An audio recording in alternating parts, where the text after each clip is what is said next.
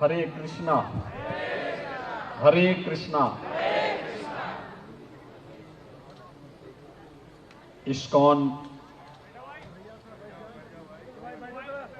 के आज के इस कार्यक्रम में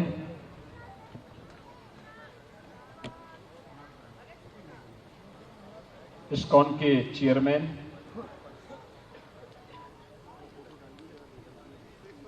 पूज्य संत गोपाल कृष्ण गोस्वामी जी,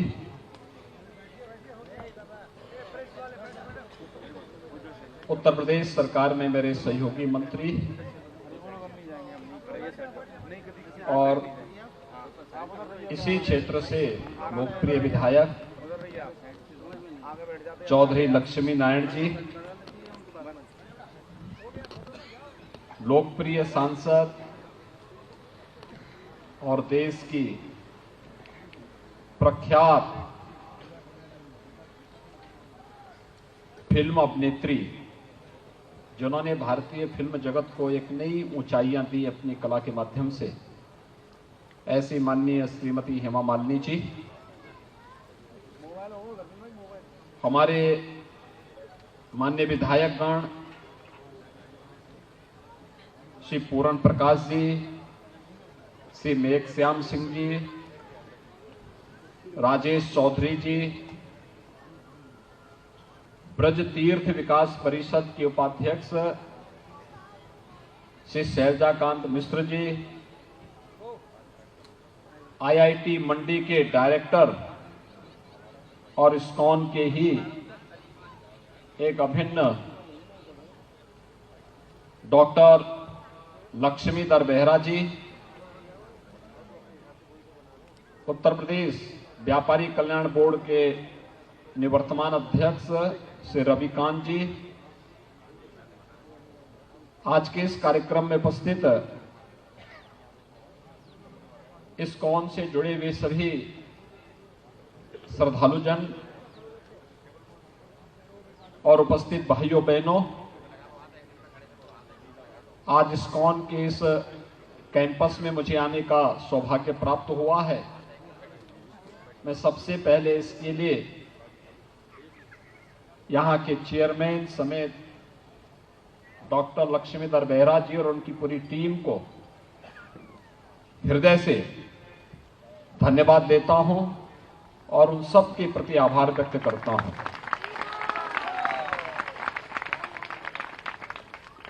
यहां पर इस्कॉन वृंदावन के अध्यक्ष सम्मानित श्री पंचगौड़ दास जी और उनकी पूरी टीम को इस पूरे आयोजन को यहां पर आयोजित करने के लिए भी हृदय से धन्यवाद देता हूं। भाइयों बहनों, एक साथ मुझे भगवान श्री कृष्ण जिनकी लीलाओं से ये पूरा क्षेत्र 5000 वर्ष के बाद भी उसी श्रद्धा के साथ जुड़ा हुआ है, जहां की रज रज में बांके बिहारी की भगवान श्री कृष्ण के दर्शन होते हैं। राधा रानी का दर्शन यहां का वासियों, पूरे देशवासियों को होता है। वहां पर भगवान श्री कृष्ण और दाऊ की इस भव्य प्रतिमा की, इस भव्य मंदिर में उनकी प्रतिमा रखी गई। भव्य मंदिर का लोकार्पण का कार्यक्रम यहां पर भी संपन्न हुआ है और साथ ही साथ गो सेवा का एक अन्य महत्वपूर्ण केंद्र, दुग्ध प्रशिक्षण केंद्र का भी लोकार्पण का कार्यक्रम संपन्न हुआ है। इसके लिए मैं हृदय से इस्कॉन को बधाई देता हूं। ये बहुत महत्वपूर्ण स्थिति है। इस्कॉन की स्थापना स्वामी प्रभुपाद जी ने की थी और हम सब जानते हैं भक्ति वेदांत तो स्वामी श्रील प्रभुपाद जी महाराज वो एक सन्यासी थे। हरे कृष्णा मूवमेंट के माध्यम से उन्होंने इस्कॉन अर्थात कृष्ण भावना भावित संघ की स्थापना की। स्वामी जी का जन्म तो बंगाल में हुआ था 1896 में, और उन्होंने पूरी दुनिया के अंदर इस कार्यक्रम को अपने पूज्य गुरुदेव श्रील भक्ति सिद्धांत सरस्वती गोस्वामी महाराज के आदेश पर उन्होंने दुनिया के अंदर इस आंदोलन को फैलाने का काम किया, जिसके माध्यम से श्रीमद् भगवद गीता का प्रचार प्रसार करना, और उसके माध्यम से उन्होंने दुनिया के अंदर भगवान श्री कृष्ण की लीला को, उनकी भक्ति के प्रचार प्रसार के माध्यम से श्रीमद् भगवद गीता के उपदेश के सही भाव को, ज्ञान भक्ति और वैराग्य के इस भाव को आम जन तक पहुंचाने का जो कार्य स्वामी प्रभुपाद जी महाराज ने उस समय किया था, आज भी उनके अनुयायी इस कार्यक्रम के साथ जुड़े हुए हैं और कई ज्यादा ऊर्जा के साथ जुड़े हुए हैं। स्वामी प्रभुपाद जी ने अपने समय में दुनिया के अंदर 108 से अधिक मंदिर बनाए, और आज पूरी दुनिया के अंदर सैकड़ों की संख्या में इन मंदिरों की स्थापना के साथ ही श्री कृष्ण की भक्ति और उनके ज्ञान को जन जन तक पहुंचाने का कार्य हो रहा है। आज वृंदावन में भी 1976 में जिस गुरुकुल की स्थापना हुई थी, भक्ति वेदांत गुरुकुल और इंटरनेशनल स्कूल, यहां पर कुशलतापूर्वक संचालित हो रहा है, और यहां पर दो नई कड़ी जुड़ी है। एक भगवान श्री कृष्ण और बलराम जी की भव्य प्रतिमा मंदिर में स्थापित होने के कार्यक्रम के साथ आज हमें जुड़ने का अवसर प्राप्त हुआ है, और दूसरा यहां पर दुग्ध प्रसंस्करण का एक केंद्र हम सबको देखने को मिला है, उसका भी लोकार्पण का कार्यक्रम आज यहां पर हुआ है। मेरा ये मानना है, मैं यहां पे गौशाला में भी गया हूं, मैंने देखा उन्नत नस्ल की भारतीय गोवंश यहां पर देखने को मुझे मिला है। भाइयों बहनों, अगर हमें अपने अन्नदाता किसानों की आमदनी को और पशुपालकों की आमदनी को बढ़ानी होगी, तो दुग्ध के साथ साथ दुग्ध से बने हुए उत्पाद को हमें प्राथमिकता देनी होगी। हम सब जानते हैं कि पहले तो भारतीय नस्ल का गोवंश, उसकी उन्नत नस्ल आए, इस दिशा में कार्य करने की आवश्यकता है। और उत्तर प्रदेश का पंडित दीनदयाल उपाध्याय वेटनरी विश्वविद्यालय इसी मथुरा में स्थापित है, उसके द्वारा इस दिशा में बहुत अच्छा कार्य प्रारंभ हुआ है। दूसरा, हमारा प्रयास होना चाहिए कि गाय आज के दिन पर बड़ी मात्रा में, आपने देखा होगा कहीं भी आप जाएंगे, वे निराश्रित होकर के सड़कों पे घूमती है। किसी पे चोट लगती है, किसी को लोग नुकसान पहुंचाते हैं, और बहुत बार यही दंगों का कारण भी बनता है। ये गोवंश के लिए राज्य सरकार ने और भारत सरकार ने तमाम उसके संरक्षण के लिए तमाम योजनाएं चलाई। उत्तर प्रदेश सरकार ने के द्वारा निराश्रित गौ आश्रय स्थल प्रारंभ किए गए। 9 लाख से अधिक गोवंश वर्तमान में हमारे उत्तर प्रदेश के गौशालाओं में हैं, जिनका हम देखभाल कर रहे हैं। हमने सहभागिता योजना के माध्यम से 1 लाख से अधिक गोवंश किसान परिवारों को दे रखा है, और हर गौवंश के लिए 900 रुपये उन किसान परिवारों को हम देते हैं। कुपोषित परिवारों को भी हमने गाय, एक ब्याई हुई गाय दे रखी है कि वे इसकी देखभाल करें। 900 रुपये हर माह हम उस परिवार को उपलब्ध करवाते हैं। लेकिन इसे एक जन आंदोलन बनाना पड़ेगा। न भारतीय नस्ल का गोवंश सुरक्षित रहे, इसके संरक्षण के साथ ही इसकी नस्ल को सुधार करने की दिशा में वेटनरी विश्वविद्यालय के साथ मिलकर के हमें सार्थक प्रयास को आगे बढ़ाना होगा। दूसरा, दुग्ध लेने के साथ ही, डेयरी स्थापित होने के साथ ही हर गांव में महिला स्वयंसेवी समूह के माध्यम से दुग्ध समितियों का गठन करना, जो दुग्ध कलेक्शन कर सकें घर घर से, और दुग्ध कलेक्शन करने के साथ ही हमें इस कार्यक्रम को भी इसके साथ जोड़ना पड़ेगा कि वह डेयरी में पहुंचे दूध जितनी खपत है उतनी दूध की खपत की पूर्ति करें, लेकिन दूध की एक छोटे समय तक ही आप उसको सुरक्षित रख सकते हैं। बहुत होगा 24 घंटे तक, 12 से लेकर 24 घंटे से अधिक तक दूध को रखना बहुत कठिन होता है। और इसके लिए मैं चाहूंगा कि अगर हमें किसान की आमदनी को बढ़ाना है तो उससे ज्यादा दाम दही में मिल सकता है, बटर में मिल सकता है, मक्खन में मिल सकता है, घी में मिल सकता है, या दूध से बने हुए उन तमाम उत्पादों में उससे अच्छा दाम मिल सकता है। और इसलिए वैल्यू एडिशन के लिए आवश्यक है हम उसकी प्रोसेसिंग करें, और इस प्रकार की प्रोसेसिंग सेंटर को जो यहां पर इस्कॉन ने यहां पर स्थापित किया है, क्वालिटी के साथ ही हम उसके वैल्यू एडिशन के साथ उसको जोड़ देंगे तो कई गुना दाम हमारे पशुपालकों को मिलना प्रारंभ हो जाएगा। एक अच्छी शुरुआत है इस्कॉन को, मैं इसके लिए हृदय से धन्यवाद देता हूं। भाइयों बहनों, ये धरती तो वैसे भी भगवान के अवतार की धरती है, लोग बड़ी श्रद्धा भाव के साथ यहां आते हैं। भारत से गए हुए सन्यासी वैश्विक मंच पर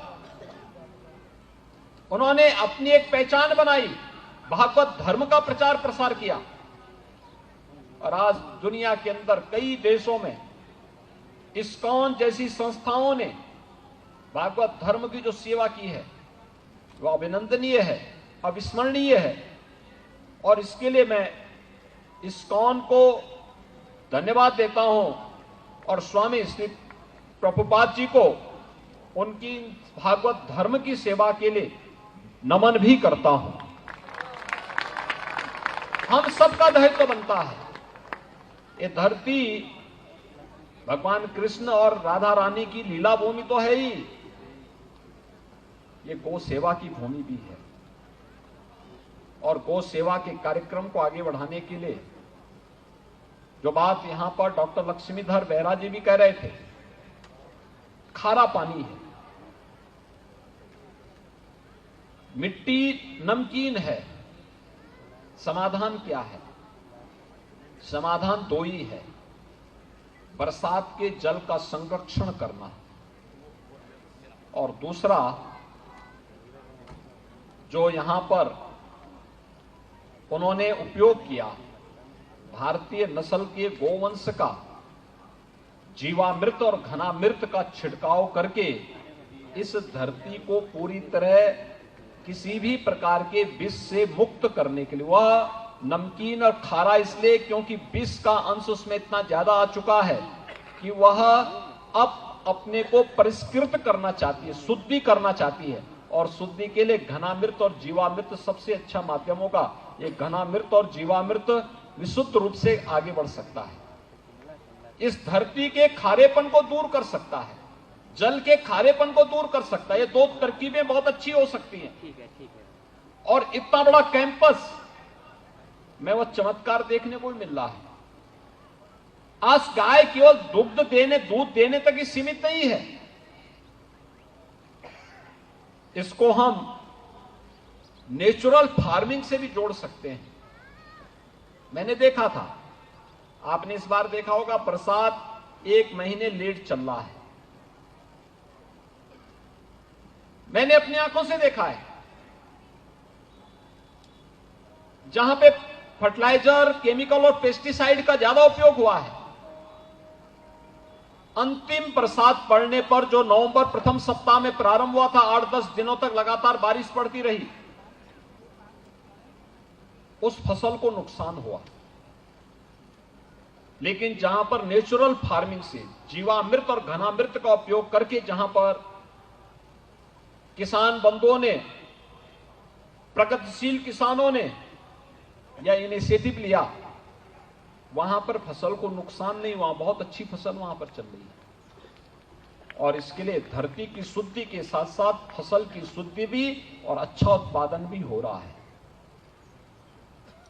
इसके साथ ही हम भारतीय नस्ल के देसी गोवंश से तमाम प्रोडक्ट तो बना ही सकते हैं। उनके गोमय से, गोमूत्र से बहुत सारे प्रोडक्ट बन सकते हैं।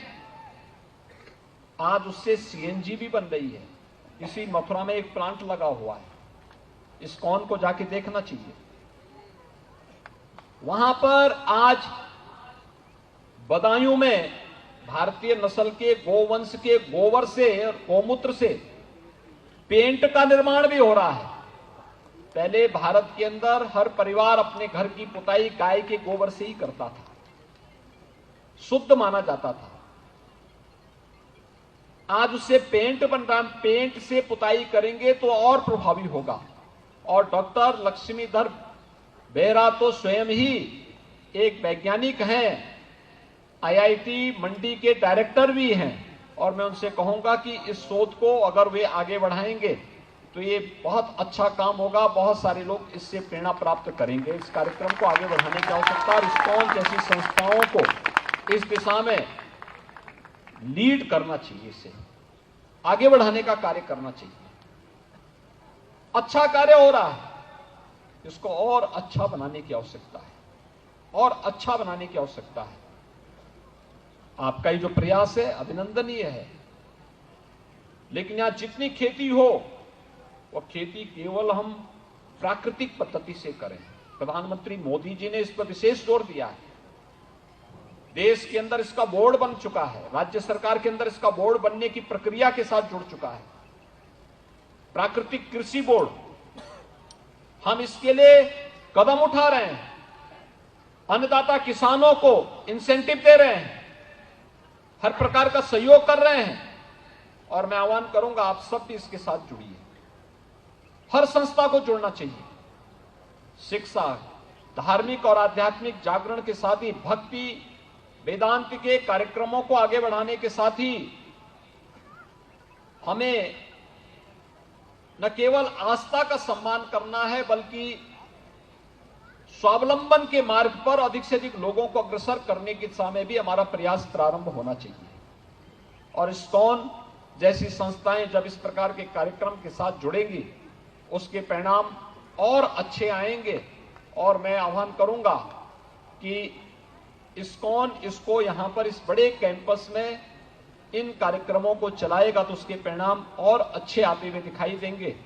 एक बार फिर से जो दुग्ध प्रोसेसिंग सेंटर यहां पर स्थापित हुआ है, जिसमें दूध और दूध से बने हुए उत्पाद बनेंगे, इसके लिए मैं चाहूंगा पूरे मथुरा में इस्कॉन के माध्यम से अधिक दुग्ध उत्पादन संगठन बने, दुग्ध समितियों का गठन हो, उनको इस्कॉन के साथ जोड़ने के कार्यक्रम के साथ अगर ये चलेगा तो स्वाभाविक रूप से भगवान श्री कृष्ण जिस गौ सेवा के साथ स्वयं जुड़े हुए थे, जिसके कारण उनका नाम गोपाल भी पड़ा, वह सार्थक होता हुआ दिखाई देगा और सार्थक होगा।